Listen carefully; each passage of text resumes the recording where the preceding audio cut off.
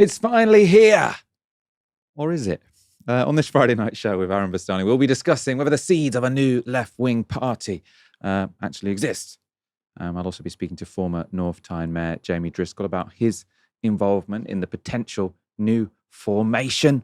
Later in the show, we'll look at Gary Lineker slamming the BBC as he introduced a new powerful documentary about medics in Gaza.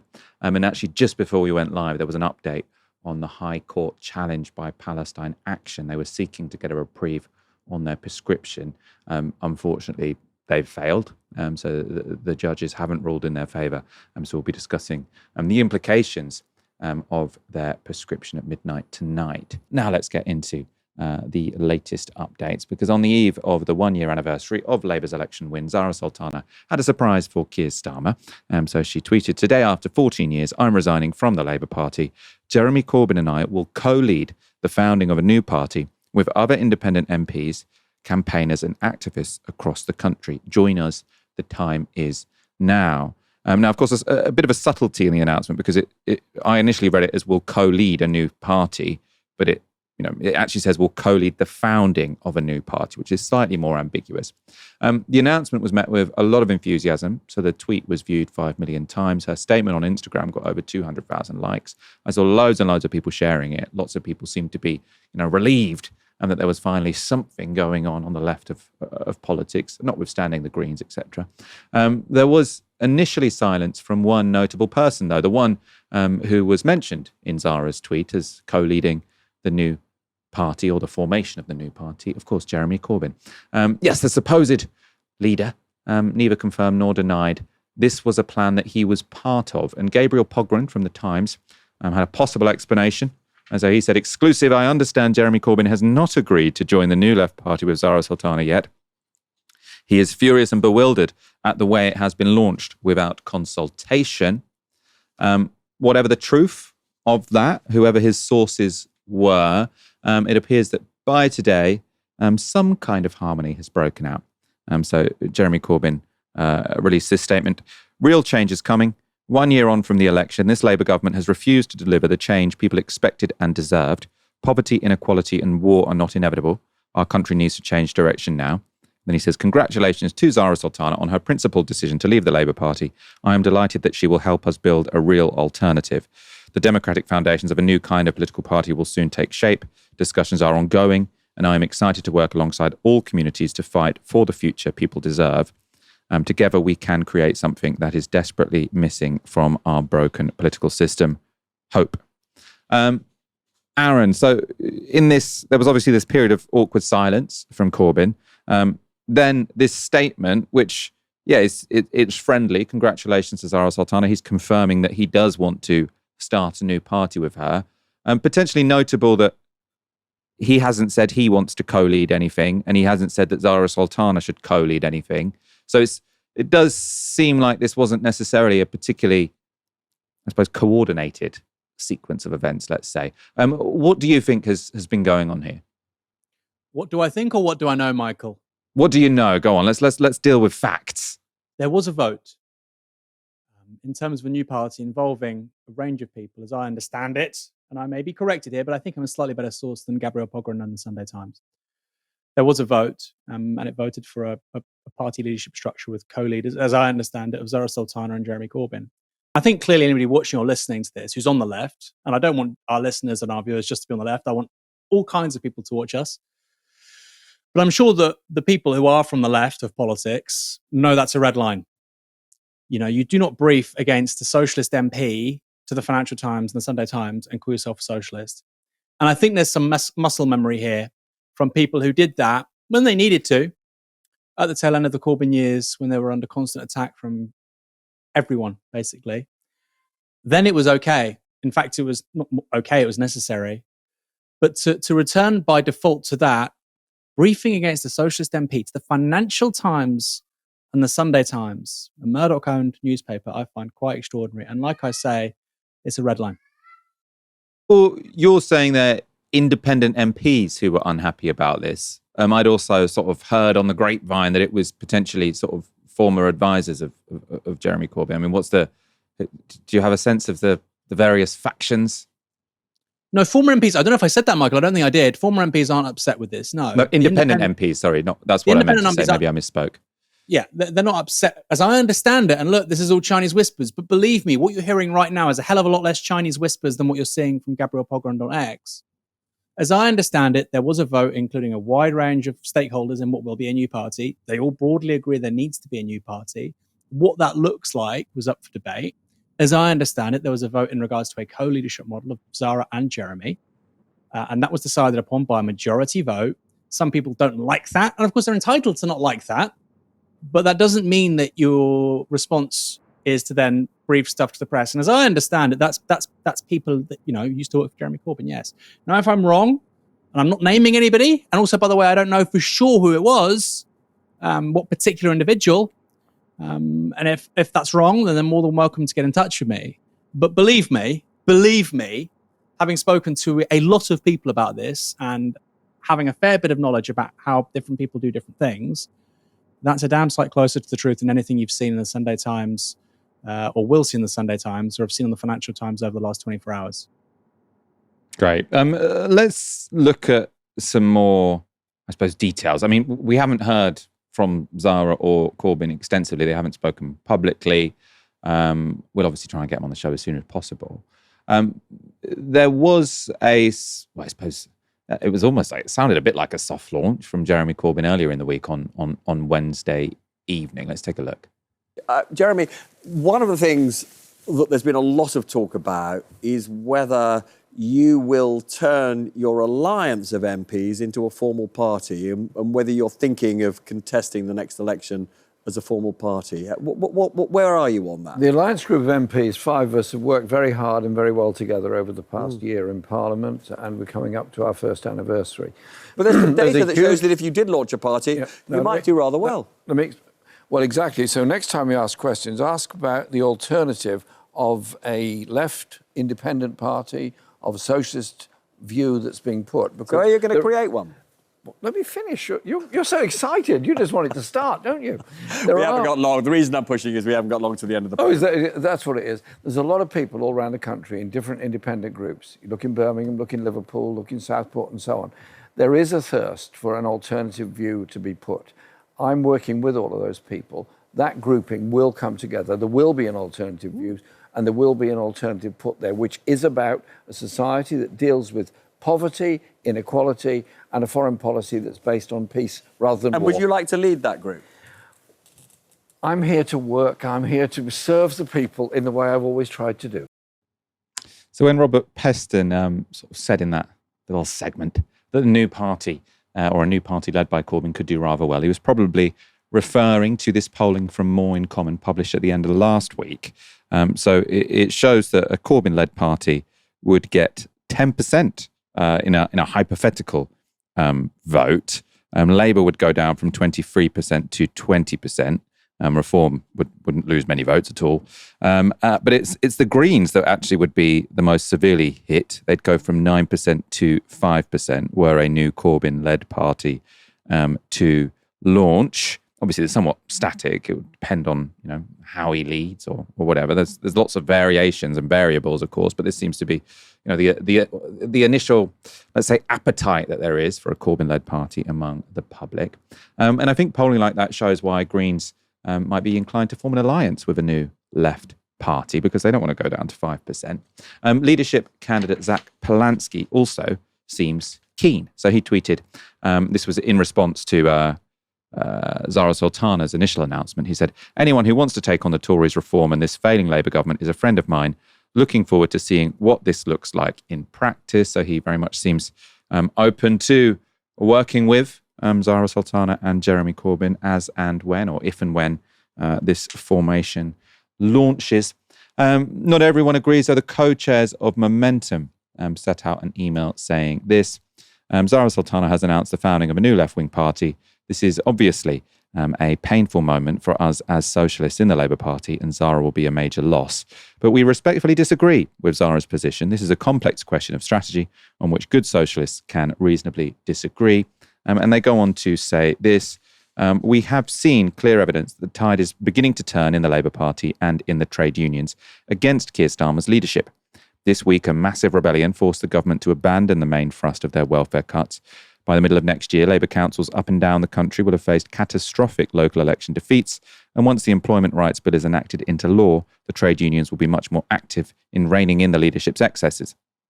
Our position is clear. A small left party may well be capable of winning some seats in major cities, but we believe that in Britain's political system, flawed as it may be, the left can only win a social majority capable of governing by socialists rebuilding power within the Labour Party.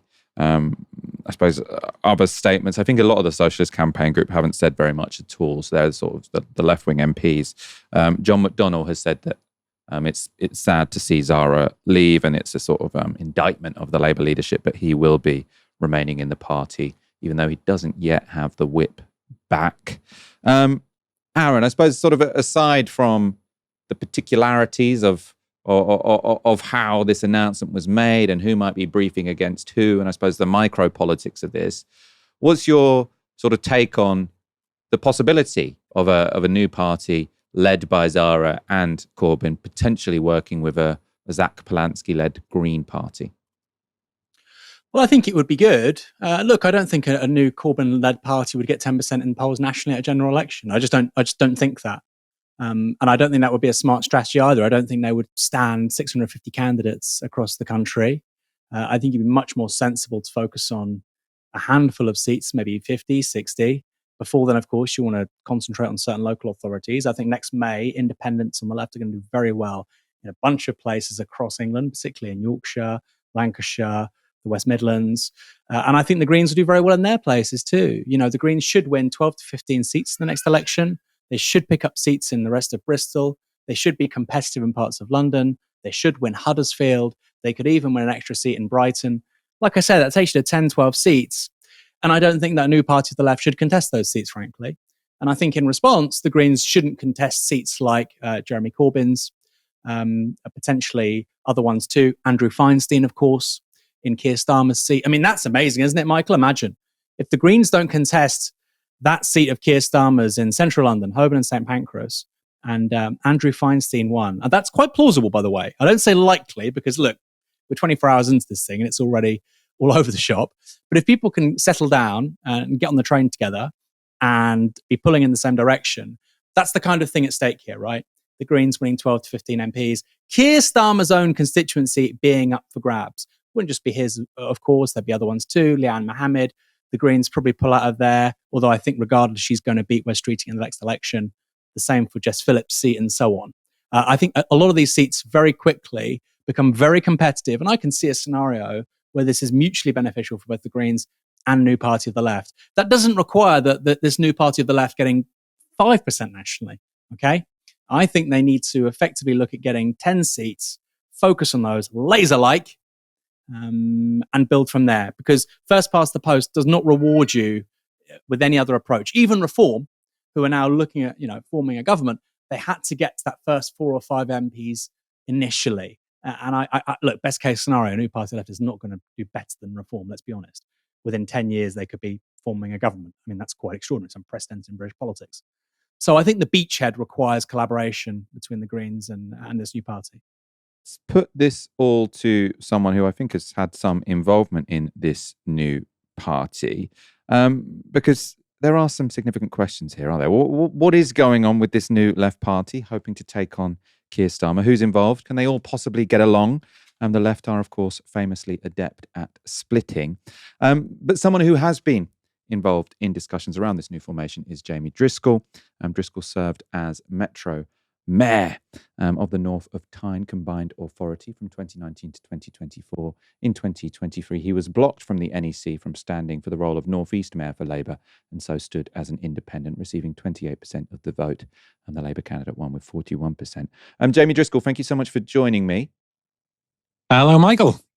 Our audience will be aware of who you are. We covered your initial race to become mayor, and then also the fairly disgraceful sort of process that the NEC put you through, not letting you stand to restand as a Labour candidate. Your more recent activities, though, potentially a bit more mysterious. Tell us what you've been up to in particular in relation to this new left party that isn't quite yet a party? Well, it's very exciting, isn't it, Michael? The left is rejuvenated by the idea of something there.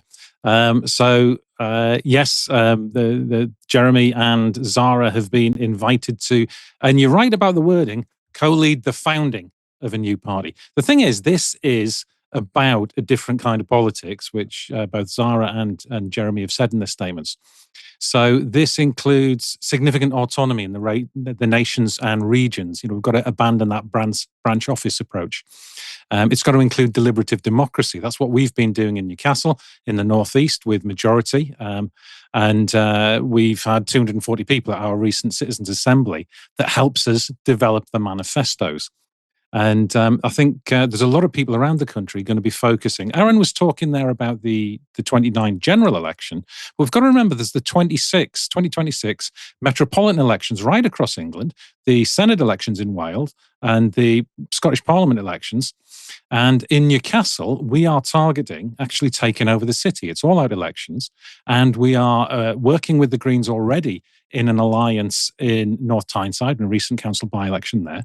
And it's absolutely the case that whatever form this national new movement takes, and I've been talking about Zarah and Jeremy about it, that we make sure that we are targeting in exactly that way and making sure that good people get a free run at it.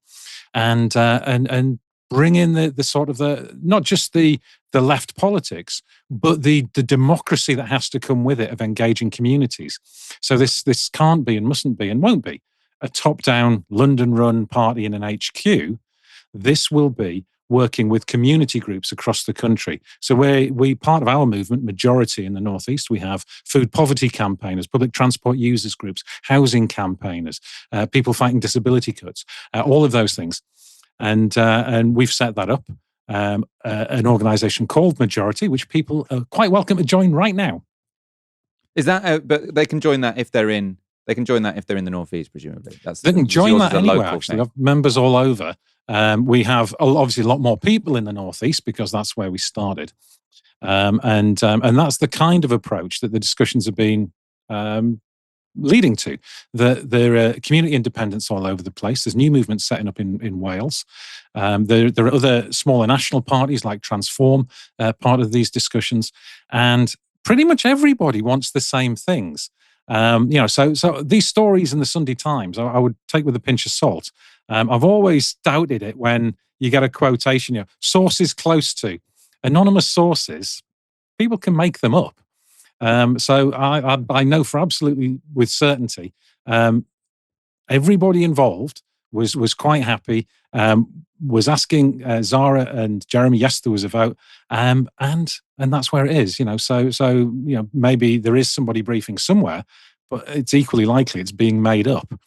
So the idea is that we focus on empowering these people, including Majority. We're focusing, like I say, in the Northeast to win in Newcastle in particular, which I think is possible. I mean, Labour have just lost control through resignation of Labour councillors. The Labour Party is in a really deep place now. And a lot of people are worried about the rise of reform. Labour aren't going to stop them. We need to stop them. But it's got to be done on a positive basis. This idea, we don't like Labour, we have purity tests on this, that shouldn't be part of the new politics either. It's got to be the positive politics of freedom and empowerment. You will be free from the worry of bad employment. You'll be free from being worried about kicked out of your home because your landlord wants to sell the house. You'll be free from the idea that your benefits are going to be taken away from you if you are someone who's disabled. So that's got to be the new politics. That is the positive politics of hope. I think if we do that, then actually we can win a lot of places. If we win in Newcastle next year, that actually will really start to make people think that, there is something going on here. It's not just left-right. It's actually about the empowerment of the 99%. And can we just get some clarity on what the structures and the organisation is? Because, at the start of the show, my colleague Aaron was saying that there was a vote by a group. I've sort of heard it described as a steering committee that sort of agreed that Zarah and Corbyn would co-lead a new formation or co-lead the founding of a new formation, which, as you say, is slightly different. But what is this group? Who are the people organising this new party? And I suppose Can you give us, what can you tell us, basically? Well, I'm not going to. I'm not going to read out the minutes live on air, I'm afraid, Michael. But there are people involved who, yes, are MPs. There are people who've held public office like me. There are people who used to be very, very senior trade unionists. There are people who are climate campaigners, people who are housing campaigners. So it's quite a broad group of people, specifically because it was intended that this should represent the new kind of politics. What we don't want is what the left has done a lot in the past is have this sort of totemic, very good speaker who organizes a party around them. And that's not the approach we need. We want to be empowering a whole wave of leaders. The approach that we've taken in majority is we do loads of training, loads of candidate training, and the freedom to self-organize within you have your values statement, obviously, but within that, if that's what people want to go on campaign on the climate change, they can do that. If other people want to campaign on workers' rights, they can do that, and we support each other and work together. So it's that process of the new politics is actually probably confusing a few people, because they might have liked the old-fashioned left way of, you have a dozen different speakers, all of whom give the same speech over and over again, and everybody dutifully claps, and then they go home and watch Netflix. This is about activism. It's about being out in the community, and that's why it's inevitably going to be a bit messy. But that's what democracy is. Well, I mean, I suppose you sort of said there the left keeps making this mistake. They have this charismatic speaker and it's all organised around them.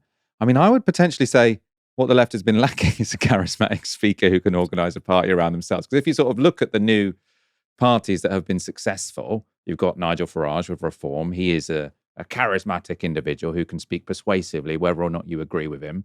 And that seems to be upending politics. If you look at France, it's, everyone keeps trying to start new parties, but no one can really get the momentum of Jean-Luc Mélenchon, who is a charismatic individual who can organize a movement and formation around him. In Spain, you had Pablo Iglesias with Podemos. Is it not the charismatic speaker that we actually need to find? Maybe it's Zarah, maybe it's Corbyn, and celebrate and sort of say, actually, maybe deliberative democracy is going to be a little bit slow. Let's do what these successful parties and movements are doing, which is find an individual who's decisive, who can make decisions, and who can rally people behind them, instead of having kind of endless meetings and deliberative processes and speaking to ourselves. The approach we're taking is we're out there. We leaflet at the metro stations. We actually go and work with the campaigners. In fact, the campaigners are us. And it's that social power which is necessary, because the examples you're giving are of countries where they have a different electoral system. In Britain, you talk about the success of Reform, and Aaron said they'd made progress in 10 years. They were UKIP before that. It's the same party with just a different name. It's the same leader. It's the same funders coming over in most cases. So if you are doing something that's actually going to challenge the wealth extraction of billionaires, you're not going to get rich funders in the same way. You won't own a TV station the way Reform have. We can't play by their playbook because we don't have their advantages. Our advantages are mass movement. And that's why you need a mass movement if you're going to be successful on an electoral basis. If you look at the history of the Labour Party, it came from the development out of mass movements. And, right, we're not in the middle of the 19th century anymore. There's different techniques have to be used. So the idea that one charismatic leader and you watch that person on telly, however good you are, you don't really get the same kind of free run in the press. And in a first past the post system, you've got to avoid that squeeze. And that's why I think it's absolutely important that we do reach out. And people like Zach, it's great. And we don't know yet if he's going to win or not. I hope he does. I know Zach well. We co-wrote, we co-wrote Act Now together, a book about the new beverage report.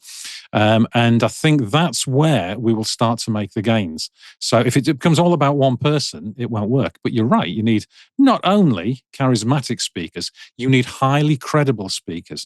The way I've always described it is if you are going to win, you have to convince the public of two things when they look at you. One, can these people run the country? to have these people got my back. And you do need people who will convey that, yes, they can run the country.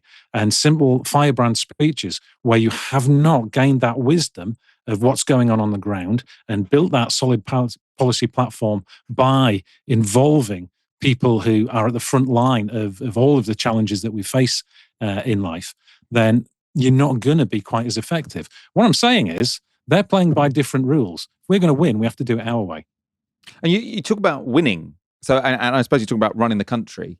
Now, I mean, is that what this new formation will be trying to do? I mean, Aaron was suggesting it wouldn't stand everywhere and it, try and sort of work more slowly. Are you saying that this is going to try and be a big bang? You're trying to overtake Labour at the next general election. Maybe become one of the top two parties. Is that the sort of scale you're thinking, or is this more going to be a sort of something to try and draw Labour to the left, let's say? I think the idea of winning the next general election, I mean, yeah, I would love to, but it's not going to happen.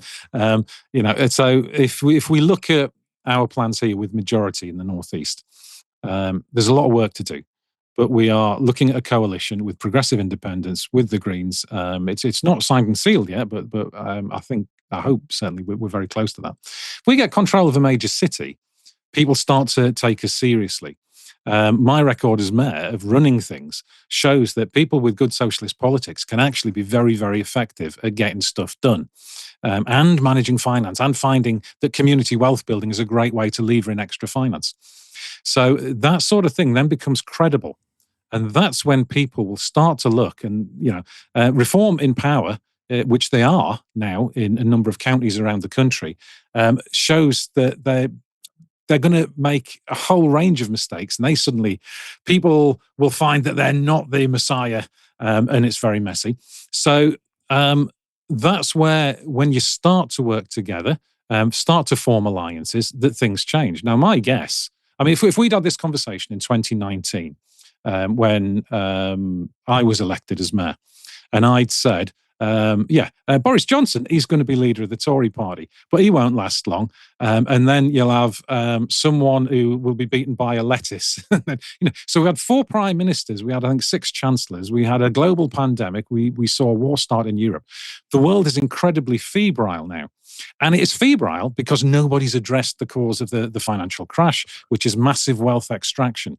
So unless the Labour Party actually becomes a socialist party and starts to stop things like wealth extraction, the private ownership of care homes that's causing council tax to rise, all of the things that you talk about on your programme all the time, unless they deal with that, they won't make things better for people. And there will be a need for something. So the objective conditions now are such that there is a space for a progressive party, particularly if it's a pluralist party, and it speaks to people's everyday needs rather than, purity test kind of things.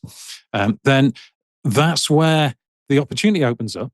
And who knows what will happen? And who knows how many elections there will be after 2029? We can't assume it's going to be a 5-year cycle. I mean, if that's a very closely fought election, we might end up with quite an unstable government. And who knows if even there will be electoral reform after that. Very quickly, do you think all Labour members should now leave the party and get on board with whatever formation you're creating? Or do you think that there's a legitimate argument that sort of, among the diversity of tactics, being a left-winger within the Labour Party is still a very useful thing to be? It depends what your objective is. I mean, the way we set up majorities, you can be a member of majority and a member of the Green Party. We have members of the Green Party, members of the Labour Party. We even have a couple of Lib Dems. We have people from smaller left parties. So the idea Labour that Party members presumably have to keep it secret. They do keep it quiet, yeah. We're not a prescribed organisation, but we would be. But, there's nothing they can do about it now. They can sod off. The idea that you put all your eggs in one basket, I don't think is necessary anyway. I mean, most people are involved in community campaigns, Palestinian solidarity, probably their trade unions.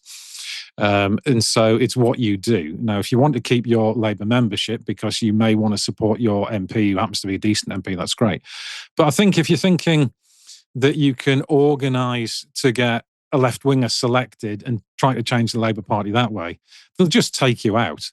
And you know, it's still going on now in the Northeast that even for people to be on a CLP executive, which is a position that has no power at all, the regional office is calling people in for interviews in sort of McCarthyite styles before they can even hold that position. So I think the idea that change is going to come through the Labour Party just isn't there. Keir Starmer's deeply unpopular, but the idea that, you know, you're going to get someone coming in and abandoning neoliberalism and going towards social democracy, no, I don't see it. Jamie Driscoll, thank you so much for joining us. Always appreciate it. Definitely love to get you back on as this story develops, and also to discuss your campaign to try and win in Newcastle. That'd be very interesting. So thank you so much for coming back on. Aaron, let's bring you back in. Any thoughts after that interview? I really like Jamie Driscoll. He's a straight talking politician. Oh, I love Jamie. Jamie's a tremendous politician. He was very, very badly treated by the Labour Party. He did incredibly well as an independent running in the north of England in a mayoral bid where he came second to Kim McGuinness, I believe. He deserved to win that. He would have won it if he had a bigger machine. Winning a mayoralty is very, very hard. But I will take him up on the point he made about, you know, the Financial Times or the Sunday Times making this stuff up. They haven't made anything up. Okay, they've been briefed this stuff by people who are angry with a certain outcome. This is really important, Michael. Any political project which includes people briefing things against other people in the project to the Sunday Times and the Financial Times, that project will fail with those people on board. It will fail. You cannot do that. You cannot do that. I would rather have 5 MPs and a staff of 20, and you're pulling in the same direction. You've all got each other's backs. People accept when they lose a vote. I would take that over 50 MPs, thousands of staff members, hundreds of thousands of supporters out there, but the people at the top of the organisation all brief against one another. And, you know, if something doesn't go their way, they're on WhatsApp to the Sun and the Express and the Mail and the Mail on Sunday and the Sunday Times. I would take the first over the second. That project will not succeed, and it does worry me. And I say this as somebody who really likes Jamie. I'm really hoping this project does well. We need a new party of the left in this country. We need it desperately. But if you don't take that red line seriously and that kind of conduct seriously, that project will not go anywhere. Him in Newcastle may do very well. I'm talking here about a national political party. If that kind of behaviour is seen as acceptable, it is going nowhere fast. Don't waste your time.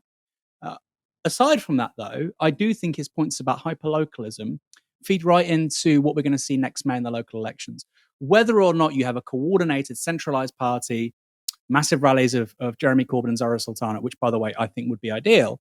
Whether or not you have that, you are going to see a profusion of parties precisely like his in places like Newcastle, Kirklees Council is another, authorities elsewhere too, like I said earlier on the show, principally West Midlands, Yorkshire, Lancashire. These places are going to do tremendously well with regards to independence. So the left, I think, is going to do well regardless in England, whether or not this major new party takes off in the way that we think it might do. But I have to say, Michael, this is a red line. If somebody at Novara Media, Michael, if I was briefing against you to Gabriel Pogrund at the Sunday Times, who, by the way, I've interviewed, he's a nice enough guy. I think he's done dirty here journalistically, because my view is he's basically said something which isn't entirely accurate on the basis of one, irritated source. But if I said to Gabriel Pogrund something bad about you, Michael, because I'd lost some kind of argument within Novara Media and I was briefing against you, I should be kicked out of Novara Media. That should not happen. You do not do that to your colleagues, your comrades, to people outside the organisation, particularly with the right-wing press, with the Murdoch press, particularly. That's a red line. It's really serious. I think because people did this stuff fighting off, the Remainers and so on with the second referendum and the people trying to do Corbyn in ahead of 2019, they think that's normal behaviour. That is not normal behaviour. It should not become normal behaviour. Yeah, very interesting. Don't be briefing about me to the right-wing press. I don't know, I'm quite a forgiving guy, but no, please don't anyway. Let's go on to someone else's view about this new party, someone I'm sure you've been waiting to hear from, Yvette Cooper. She was asked about Zarah Sultana leaving the Labour Party and obviously the accusation from Zarah that the Labour Party had failed to change the lives of ordinary people in this country. Yvette Cooper, in response, said this. Well, I just strongly disagree with her. You're right, 1 year on from the Labour government being elected, and as the Prime Minister said a year ago, the change doesn't happen at the flick of a switch, but it starts straight away. And look at the things that we've been doing this week, announcing a 10-year plan for our National Health Service, the thing that is the foundation for so many of us right across the country, where we've already seen waiting times coming down, we've already seen 4 million more appointments. Today, we're announcing that the 3,000 additional neighbourhood police on our streets this year will be focusing on town centres, a real blitz on town centre crime this summer. Again, there are things that really matter in communities. So that was a long list of supposed achievements from Cooper. Now, unfortunately for her and for Keir Starmer, the public appeared to agree on this one with Zarah Sultana. So pollsters More in Common asked respondents to describe Labour's biggest successes since taking office.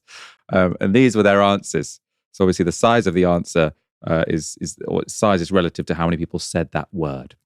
So you can see in big red lettering there, nothing.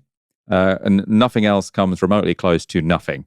So you can make out the NHS, which looks about 10 times smaller than nothing. And I can't really see any of our printer isn't strong enough that I can make out any of the other words because so few people have said them. More in Common also asked people about the biggest, or what they thought were the biggest failures of the government. And this one is interesting because just the biggest by far is winter fuel allowance. Everyone talking about winter fuel allowance. If you watch GB News, they'll say the real thing that people care about is they haven't got a grip of immigration. Immigration is the second most cited one, but much, much smaller than the winter fuel allowance, which is drowning out everything else. Aaron, Labour are going to be worried about this New Left Party, aren't they? Like whether or not the New Left Party is going to be in a state where it can sort of contest a nationwide election or have any chance of entering power. The fact of its mere existence with any kind of figurehead of note, be that Corbyn or Zarah Sultana or indeed Zach Polanski, that's going to terrify the Labour Party, presumably. Well, not least because, like I said, Michael, Keir Starmer's seat would be up for grabs. I mean, if there is a compact between Andrew Feinstein and the Greens, Keir Starmer's seat will be competitive. It will be competitive. I think his majority in the last election was 9,000, right? That was the high. And I know people think, what is he talking about? His majority was 9,000. That was the high point of Keir Starmer's popularity. I'm being deadly serious. If there's any kind of mobilization done by Andrew Feinstein over the next couple of years, which you suspect there would be, they would start contesting council wards, etc., to get the data. They will have to do all of that, right? You can't turn up in 4 years' time and say, we're going to win this. You'll lose. You'll probably lose by 1,000 votes and you'll be like, unlucky, plucky loser. The left loves that kind of story, doesn't it? But that's what would happen. But it's very possible that they could win with the kind of data that would be accumulated over several years. More broadly, Labour have massive problems, Michael. They're polling third behind Plaid in Wales, third behind the SNP and Reform in Scotland. They're behind Reform as well in Wales, I should say. And in England, of course, they're being nibbled not just by the Greens, by left independents, in some places by the Lib Dems, but also by Reform. If you look at London, next summer, you're going to have elections in every authority, every council, borough council across London, Greater London. Labour could lose Barking and Dagenham to Reform. They could lose Havering to Reform. They're not going to lose Hackney and Southwark to the Greens, but the Greens are going to get quite a few councillors. And what's really important to look at is going to be the popular vote. Because I suspect in a lot of Labour places, Labour will say they'll still keep 3/4 of the councillors in somewhere like Hackney, but the popular vote will be much closer. And I think that is what you want to see. And by the way, it's really unlikely the Greens are going to win Hackney North or Hackney South. That's really unlikely. But I think at the next election, they're going to be very, very competitive. Very competitive. And it's quite plausible they win one of these seats, two of these seats. Hackney South seems like a pretty good target for them. Peckham and Camberwell too. So whichever way you look, Michael, Labour in big trouble. The Tories basically have to worry about the Lib Dems and Reform. And by the way, the Tories are cooked. They're finished. But Labour have to worry about a lot more different groupings from different ideological angles, right? You've got Reform on one side, you've got the Greens on the other, you've got Plaid on the other, you've got the SNP. So you've got socially liberal voters up for grabs in the north of the border. In the south of Wales, you've got, Plaid and Reform coming after your lunch. Then in the southeast of England, you got the Greens. It's just a real mess. And Michael, I'll just say this all compounds the biggest problem which Labour has, which is Keir Starmer's ideological and political incoherence. He's already really incoherent as a politician. You know, people like us think he's probably too far right-wing, he's too authoritarian, he's too close to market economics, he's austerity Keir. People on the right think, you know, he's a woke, id-pol, lovey, North London lawyer. And I think these dynamics of being nibbled at by at least 5 parties, plus the independents, is just going to make that worse. And then throw into all of that, Michael, money. We could see the Labour Party this year drop below Reform when it comes to membership. That matters because, of course, members pay subs. The Labour Party is probably going to have to borrow cash. It's short on cash with regards to the 2026 round of elections. It's either going to have to borrow cash or go into its reserves. So you're already under threat. You're polling really badly. Your Chancellor was literally crying in Parliament this week. We don't know why. I personally think it was because her political career is over. You have the kind of data you just showed there where Labour are effectively a laughing stock. On top of that, you got no dough to fight the next election. It's quite an extraordinary place to be. Michael, and also I will finish with this now. The government junked their flagship welfare policy, or they didn't junk it, obviously it was voted through. It was voted through basically because they spiked anything that was important about the previous policy. If they hadn't done that, if they hadn't substantially changed their welfare reforms, then that would have failed. They would have lost the vote on the second reading. Now, Theresa May, as I understand it, lost a Brexit vote on the second reading. I think the last time we had a piece of legislation in this country that lost on the second reading with regards to domestic legislation was Margaret Thatcher on Sunday trading in 1986. As I understand it, before then, and I could be wrong, before then, to find a government that lost a second reading with regards to domestic legislation, you have to go back to Ramsay MacDonald in 1924. That has happened within 12 months of winning a larger majority than Thatcher ever won. Right? Now, if you think about that paragraph for a second, that crystallizes how monumentally Labour have screwed this up. Gary Lineker has hit out at the BBC over their censorship of the film Gaza Medics Under Fire. He spoke at a screening of the film after it had been acquired by Channel 4. One of the most important films I've ever seen, certainly most moving. Might need a minute here. It needed to be seen. It really did need to be seen. I think everyone will agree with that. I think the BBC should hold its head in shame. The truth is, at the moment, at the very top of the BBC, not the BBC all, because there are thousands and thousands of people, as you know, that work at the BBC that are good people that understand what is going on here and can see it. We're seeing it on our phones every day. And the problem is they're bowing to the pressure from the top. So on the far left of that image, you could see Ben de Peer. So he's the former editor of Channel 4 News and was the executive producer of the Gaza Medics documentary. He's also been scathing about the BBC this week. He wrote a post on LinkedIn saying this. Channel 4's team are purely about those two pillars of broadcast journalism, balance and accuracy. The BBC currently have a third, politics, and they comply from that first and foremost, and it is ruining them. And he went on to say this, we will tell the full story of the painful journey around this film elsewhere. Firstly, because we want to ask why it is so difficult to make documentaries about the biggest and worst assault on civilians this century. This should not be so. Why should there only be a handful of UK documentaries about Gaza? Why won't US media commission anything? Why can we watch on our phones the deaths of tens of thousands, but not on our TVs? And then he says, secondly, and because we are free to do so, because I rejected and refused to sign the double gagging clause the BBC bosses tried multiple times to get me to sign. Not only could we have been sued for saying the BBC refused to air the film, palpably and provably true, but also if any other company had said it, the BBC could sue us. Not only could we not tell the truth that was already stated, but neither could others. Reader, I didn't sign it, and I spoke the truth at Sheffield, and I felt better. If you work at the BBC, you should try it if you can. And I think this sort of really gets at what was, most outrageous about the BBC's behaviour here, because not only did they not show this film, but this film was available to be shown months ago, and the BBC, sat on it because Ben de Peer and the producers couldn't give this to Channel 4 News or Zateo, as they have, until it was, I suppose, given up by the BBC. And then the BBC also trying to gag Ben de Peer so he can't say anything about the process, which is just really, really disgraceful behaviour. The film Medics Under Fire is now streaming via Zateo and Channel 4. This is the trailer for that film. A group of Palestinian emergency workers and medics are on a rescue mission.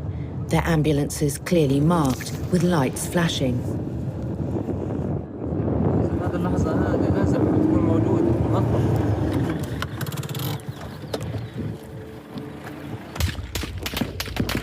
Israeli soldiers open fire and start to kill the rescue workers. They said the convoy was suspicious because its lights were off. But when 15 bodies were exhumed from a mass grave, this video from the phone of one of the dead medics exposed the Israeli version of events as untrue. This is just one attack amongst hundreds on Palestinian healthcare workers. يما سامحيني يما هذه هي الطريقة اللي اخترتها يما إني أساعد الناس سامحيني يما والله ما قلت هذا الطريق اللي أساعد الناس.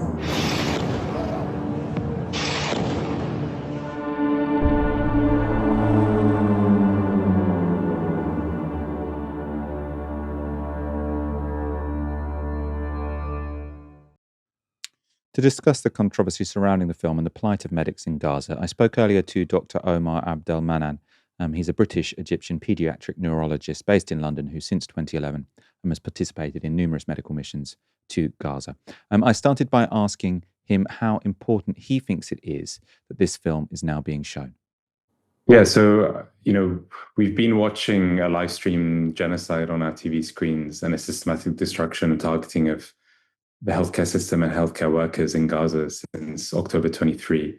And this is honestly the first time that I've seen this level of in-depth research and this level of in-depth footage of what's happening in Gaza on mainstream TV. It's actually mind-boggling to think that it's taken 2 years for a full feature-length film to be made about essentially the most vile and targeted attacks on healthcare in any modern conflict whatsoever. I think sadly, having on the BBC would have been a powerful statement. I think whether it was in terms of reach or in terms of actually going against the bias that we've been seeing from the BBC, and it's really, it's a shame on the BBC for continuing in their anti-Palestinian bias that we've seen since day one. And on the night the film was shown, Israel assassinated one of Gaza's most senior doctors. So he's a man called Dr. Zarah Sultana. He was the director of the Indonesian hospital until he was killed by an Israeli airstrike on his home in Gaza City, along with several family members. His children have said the strike was clearly targeted at the room their father was in, so the killing must have been intentional. And I suppose what this reminds me of is the way that, so especially sort of in Lebanon and Iran, Israel sort of expertly targeted the command structures of militaries, states, organizations, and sort of took out the leading figures in the hope that would make the organization collapse. So we saw this with Hezbollah and then the Iranian state to some degree, at least certainly the Iranian military. Do you think that in Gaza, they're kind of doing a similar thing when it comes to the medical establishment? They're trying to take out the command structure of hospitals so that the medical system breaks down?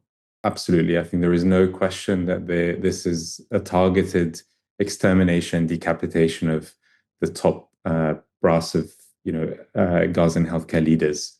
In the last 50 days, we've lost over 70 healthcare workers. Since October 2023, almost 1,600 health workers in Gaza have been killed by Israel, according to the Gaza Ministry of Health. And if this had happened in the UK, we'd be talking about an equivalent of 50,000 healthcare workers in the NHS that have been killed or have been wiped out of the NHS. Now, imagine if that happened here, what sort of load that would bear on our healthcare system. So, and I was just looking at a picture the other day of health workers in Gaza, and there's a picture of Dr. Adnan Al-Burj, the head of the orthopedic hospital, standing next to Dr. Omar Farwana, the dean of the Islamic University of Gaza, and Dr. Zarah Sultana, who's the director of the Indonesian hospital, all next to each other, and they've all been killed. And these are the key leaders of healthcare within Gaza. So I think there is no question that Israel's targeting them with an idea of destroying a healthcare system that is there to sustain life.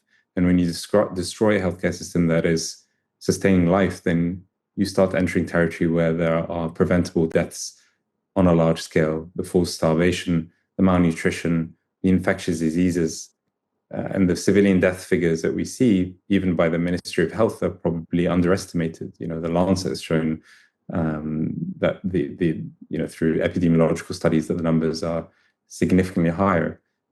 So we are entering extremely dangerous territory where there is a risk of mass death within Gaza, not only by the systematic targeting and bombing campaign by Israel, but also secondary effects of having almost no healthcare facilities available to protect life and to sustain life. And could you tell me about your organisation? So you founded Healthcare Workers for Palestine. What does that do? How are you sort of organising to support medics in Gaza? So Health Workers for Palestine started in November 2023. Actually, ironically, as a result of censorship, we were planning to hold a fundraiser for Gaza at the Royal College of Physicians, which was cancelled 2 days before the event for security reasons, quote unquote. And we decided to hold a vigil outside 10 Downing Street with our key speakers, many international leading figures within the medical field, many of them Palestinian. So it became a solidarity movement that spread across 30 UK towns and cities and 70 cities globally, where we were holding simultaneous weekly vigils in solidarity with our colleagues. Since then, we've realized that there is a lot of work to be done outside of purely protesting and holding vigils. So we've been lobbying Parliament, lobbying our healthcare institutions, our healthcare leadership consistently. One recent win, which your audience is probably aware of, was at the British Medical Association Annual Representative Meetings Council. So we had a number of pro-Palestinian BMA members, doctors who have voted in, and they passed 4 motions within the BMA that, according to the structure of the BMA, they now have to enact, which are all anti-genocide, pro-Palestinian motions to, push back against the censorship that we're seeing within our medical institutions. We're also working with legal partners to fight back the censorship, the referrals of doctors and healthcare workers for fitness to practice tribunals for simply speaking out on social media against genocide. This is something that has been done in a very systematic way by the Zionist lobbies in the UK, and we're fighting that against that as well. And on top of that, one key element is we founded a fundraising arm, which is the Health Workers for Palestine Solidarity Fund. So that was co-designed with health workers on the ground in Gaza and Dr. Hassan Abu Sitta and other leading pioneering healthcare leaders to basically work on Palestinian-led rebuilding of healthcare. Because we've seen with international NGOs, they're doing excellent work, but at the same time, many of them are often stealing some of the local staff through inflated salaries, people who should be working, in the government hospitals. And at times, the humanitarianism that is being done is not in the most ethical way. So what we believe in is a Palestinian-led rebuilding of the healthcare system, training of local specialists, many of whom I mentioned who have been killed, meaning years of experience have gone. So that's one primary focus which we are doing at the moment. That was Omar Abdel-Mannan, founder of Healthcare Workers for Palestine. And that group are actually organising a really impressive-looking event coming up in London. So the event, called Voices of Solidarity, will take place on the 19th of July at the Troxy. It will include performances from Bassem Youssef. Bassem Youssef, absolutely huge. It's a really good get for them. And Paloma Faith, Dr. Ghassan Abu Sitta, Nish Kumar, Rosie Jones, Alexi Sale, and lots more sort of comedians, musicians. The event aims to raise £1 million for Gaza's health workers and their families. And we'll put a link to that event in the description box below. Let's go on to the latest from Palestine Action, because, sadly, unfortunately, it is the case that their call for a reprieve to delay their prescription, and I suppose ultimately try to block it, has failed in the High Court. I'm going to get up Novara Media's sort of Twitter post about this for sort of the latest.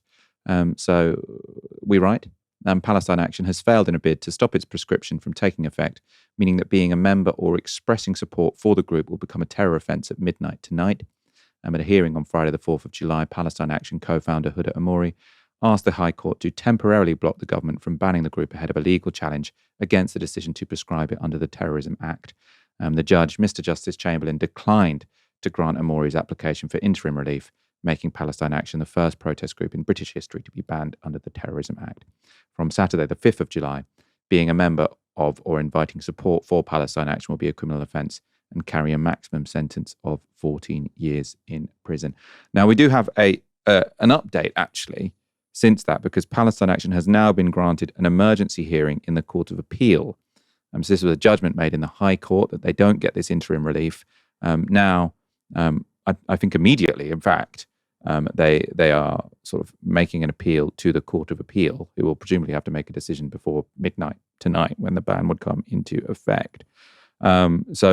It's difficult to say much beyond that. I suppose one might think that if the High Court has said that they don't get the interim, they don't get this sort of interim reprieve, one would imagine that the Court of Appeal, as a betting person, you might say they're probably going to agree with the High Court. But obviously there are many situations where the Court of Appeal does disagree with the High Court. That's the reason it's there. We will, I think, let's look at actually some of the footage from the demonstration outside, because my understanding is lots of people turned out.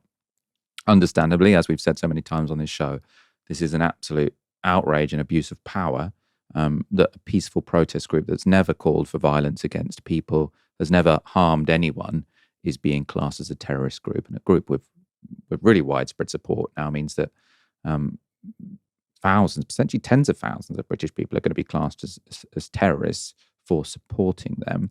I think we can also hear from one of the leaders of the group speaking outside the Royal Court of Justice earlier today. Today, we may have lost the appeal. No! Shame! Listen, please. We have lost today, this afternoon. That does not mean we have lost. There is still a chance to fight. We told you all, we told the world when the police came after us because the Israeli Knesset started sitting down with the Attorney General, the head of the British courts. We told you. We told you when they started raiding our homes multiple times a week. We told you. We told you when they held our people at gunpoint and took 18 of them in the night. We told you. And now, this is the moment of clarity. This was never about us. When we told you, it was because we knew all of our rights were being eroded. We warned you. And now you've come here today because we are all sharing this crystal clear experience that the Labour Party have just taken a bite out of your freedom. Very powerfully put. Aaron, obviously, I mean, we've both spoken at length about why this was a terrible move by the government and why it's completely outrageous. I have to say, I'm really uncertain about what is going to happen next. Because from midnight tonight, unless we should, it's a big qualification, unless the Court of Appeal overturns the decision of the High Court, it will be illegal from midnight to state support for Palestine Action, encourage support for Palestine Action, donate to Palestine Action, be a member of Palestine Action. And that will include many people.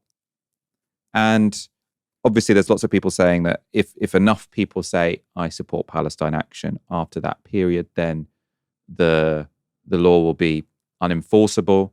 I suppose it's also potentially the case that if everyone says it, and then, the police and the courts and the prosecutors have a sort of open and shut case that they can then haul you before the courts and charge you with something, that gives them the perfect opportunity to pick off whoever they think would be the most useful for them to have off the streets and having the criminal justice system instead. So I really don't know what will happen. I don't know what to advise people to do. I feel like I'm genuinely a little bit at a loss here as to what should be the response and what will be the response. So yeah, here at Novara Media, I mean, we've published articles, for instance, reporting on various Palestine Action actions in the past, events pertaining to direct action they've undertaken.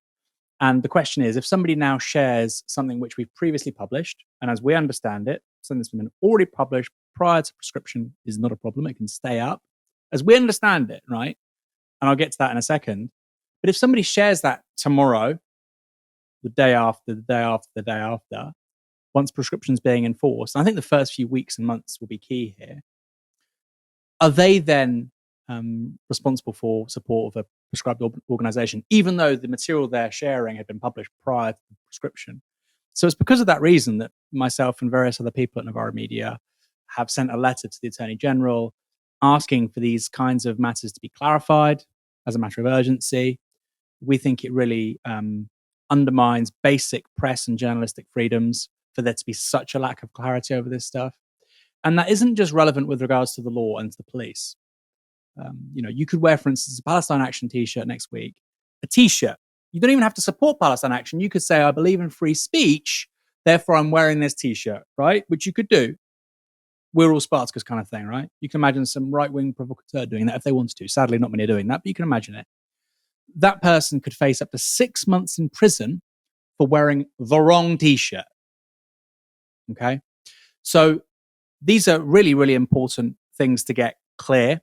We've written to the Attorney General, and I think there's going to be a lot of case law actually developed in the coming weeks and months about this, because even the people responsible for this prescription, i.e. the Home Secretary, don't really know necessarily how it's going to be enforced. So that itself asks major questions. And then finally, it's not just necessarily about how the police will treat you.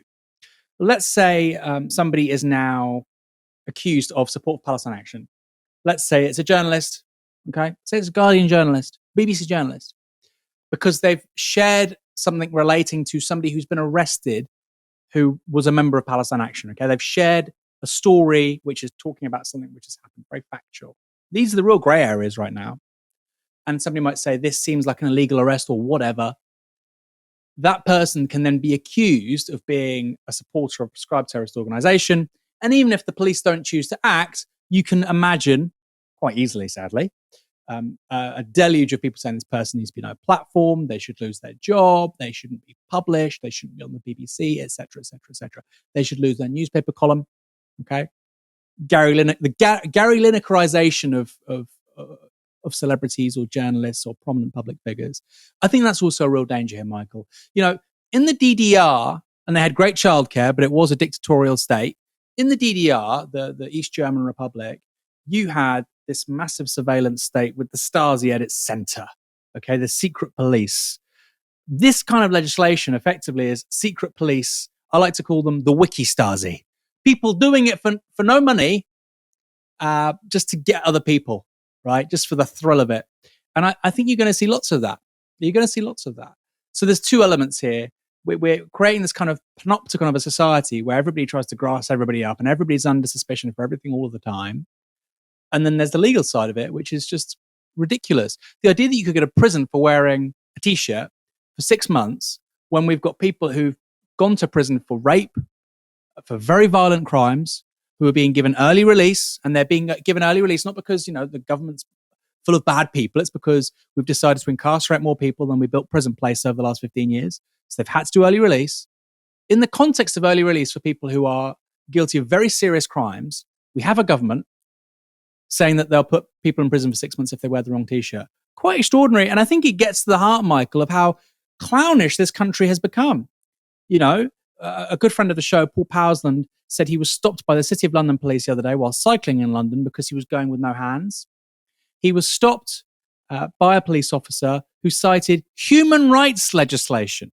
So you've got a guy being stopped by the police because he's cycling no hands. Meanwhile, basically, bicycle theft in London has been decriminalised, right?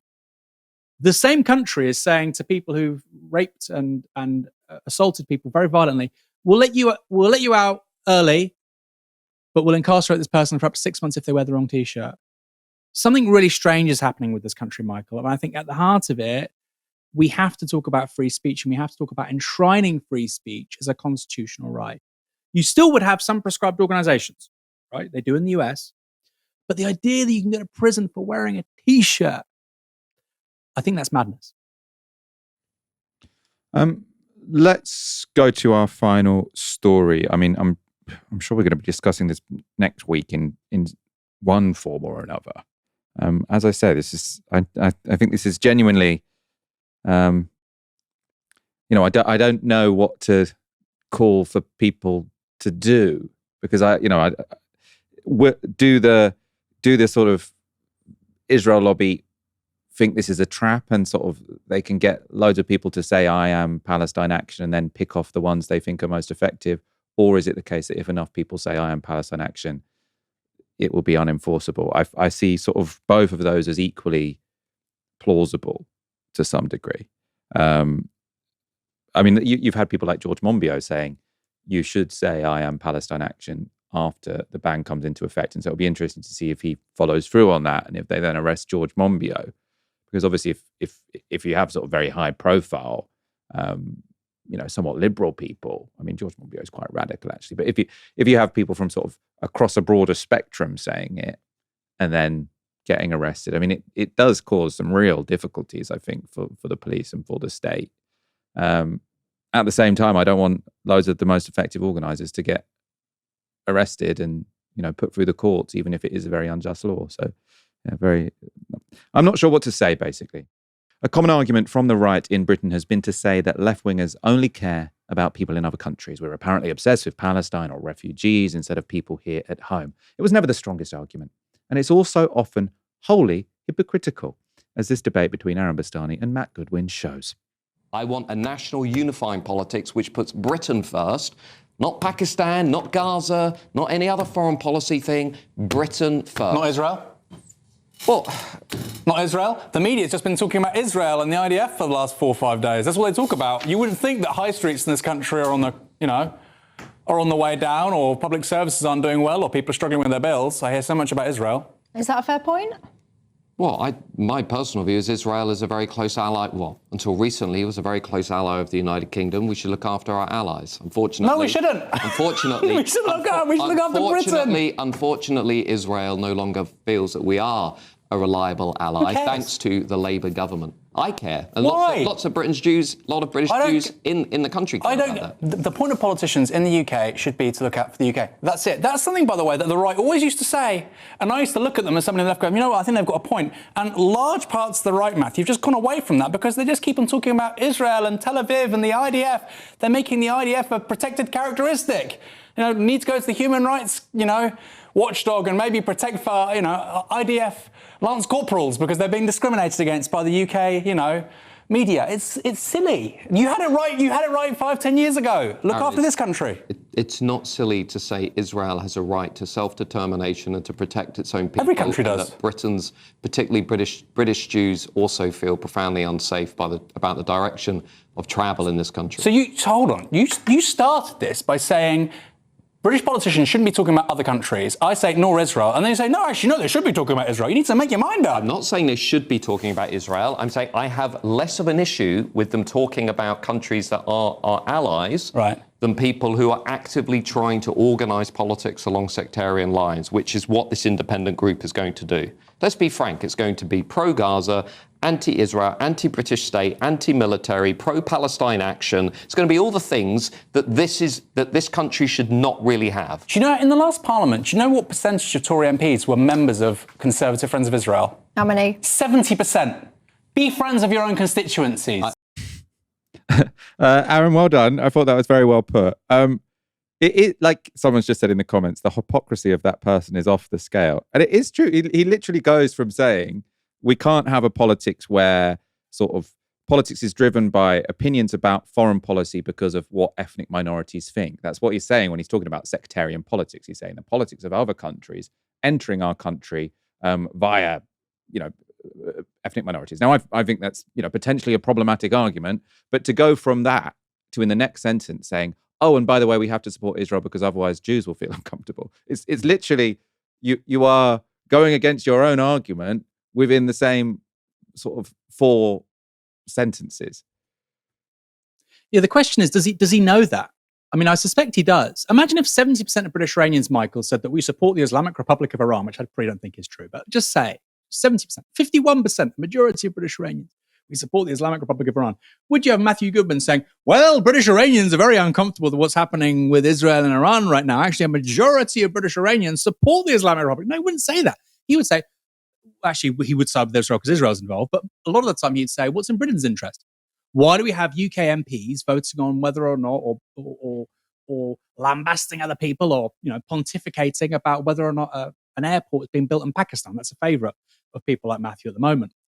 You have the exact same thing going on with Israel. And people might say, well, what have we given Israel recently? The RAF risked life and limb in that first assault by Iran to Israel with regards to its ballistic missiles. The RAF was part of securing and defending Israeli airspace.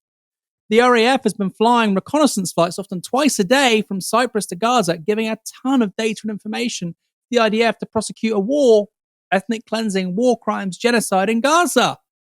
So I find it very strange that we will act on this country's national interests and we won't put other countries first. What's in Britain's national interest? You tell me. What's in Britain's national interest in displacing 2 million Gazans that then go to Egypt, and Egypt becomes a failed state? And then we have millions of... If you're Matthew Goodwin and you have his mindset and you care about asylum and refugees and displaced people, and then millions of migrants and refugees come to Europe, if that's what you care about, why would you support Israel displacing 2 million people? The right don't like refugees, but they sure like making more of them, Michael.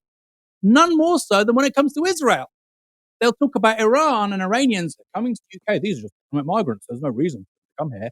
But then when the IDF bombs the shit out of Tehran and Shiraz and Tabriz and Isfahan, well, they shouldn't come here.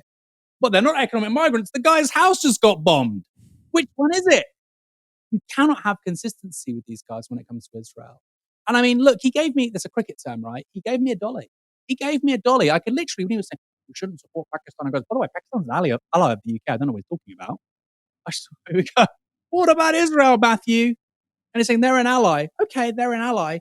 We don't, if people said, fuck the French army, it wouldn't be a topic of national conversation in this country for 5 years. Oh my God, anti-French bigotry and anti-French sentiment is on all-time high. We wouldn't say that. We'd say, okay, weird, if the French army hadn't done anything. Maybe if they were at war and 15,000 kids had died, we'd be like, okay, kind of makes sense, right? But no, it's the IDF, it's protected characteristic. People critical of the IDF were being called anti-Semites because the IDF is viewed as coterminous with Jewish people, which obviously is absurd, it's ridiculous. It's ridiculous.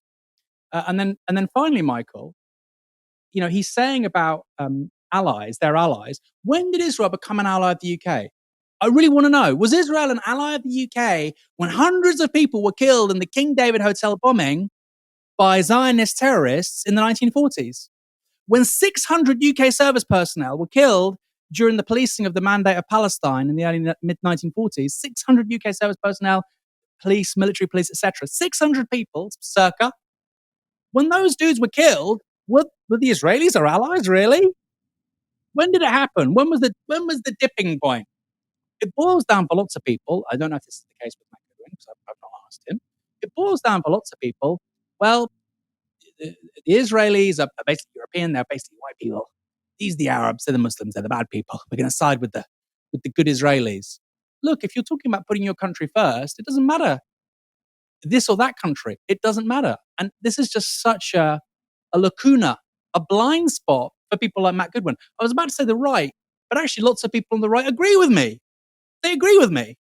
This is kind of like a boomer right-wing position that Matt Goodwin's taken. And you can see when I said to him, what about Israel? You can see him just go, because I think he knows I'm right. I think he knows I'm right. Well, I mean, I you don't want to put words in someone's mouth, but I think basically he's like, oh, I don't mind sectarian politics when it's done by Jewish people. I just don't really like Muslims. I mean, that's kind of the argument that's being made, isn't it? Let's wrap up there. We've gone over a little bit. Thank you so much, Aaron, for tuning in. I hope everyone at home has a great weekend. We'll be back on Monday from 6 p.m. In fact, I won't be. I'm going away for 2 weeks, but you will be in safe hands with the rest of the Novara Media family. Aaron, thank you so much for joining me this evening. Been a lively show. My pleasure, Michael. I hope everyone has a wonderful weekend. I hope you have a restorative holiday. Yeah. If you don't see me here on Monday, it's not because I've been sort of bundled into a police van for suspicion of sympathies with Palestine Action. It will be because I'm going to Italy. Let's wrap up there. You've been watching Novara Media. Good night.